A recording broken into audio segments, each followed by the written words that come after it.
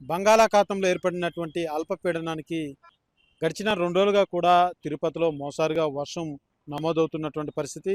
ఈ యొక్క వర్షపాతానికి ప్రకృతి మాత్రం ప్రకృతి ప్రేమికుల్ని కట్టిపడేస్తుందనే చెప్పాలి. శేషాచలం అటవీ ప్రాంతం అంతా కూడా నీలి మేఘాలంతా కూడా తిరుపతిని ఆవాహించినట్టుగా కూడా కమ్ముకున్నటువంటి పరిస్థితి.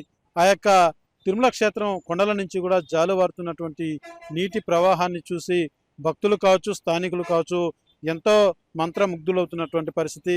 ముఖ్యంగా ప్రకృతి ప్రేమికులు కూడా ఈ యొక్క ప్రకృతి అందాలు చూసి మాత్రం నిజంగా చాలా ఉప్పొంగిపోతున్నటువంటి పరిస్థితి మాత్రం నెలకొనిందనే చెప్పాలి. ఎందుకంటే శేషాచలం అటవీ ప్రాంతంలో మోసారు వర్షం పడితే చాలు ఈ యొక్క వాతావరణమే చాలా మార్పులు చెందుతూ ఉంటుంది. ఈ నేపథ్యంలో ఈ యొక్క అల్పపీడనం వల్ల గడిచిన 2 రోజులుగా కూడా ఇదే తరహా అయినటువంటి ఎంతో అందాలను చిందిస్తుంది ప్రకృతి అనే చెప్పాలి.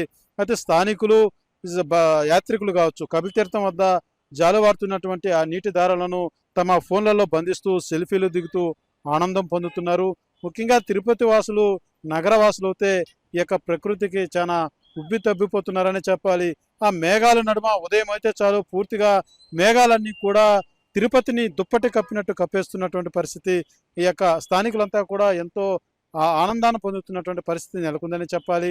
అయితే ఈ యొక్క వర్షపాతానికి తిరుపతికి, తిరుమలకు వచ్చేటువంటి భక్తులు మాత్రం కొంత ఇబ్బందులకు గురవుతున్నటువంటి పరిస్థితి నెలకొనిందని చెప్పాలి. ముఖ్యంగా గడిచిన 2 రోజులుగా కూడా తిరుమల క్షేత్రంలో యాత్రికుల రద్దీ అనేది అమాంతం పెరిగింది.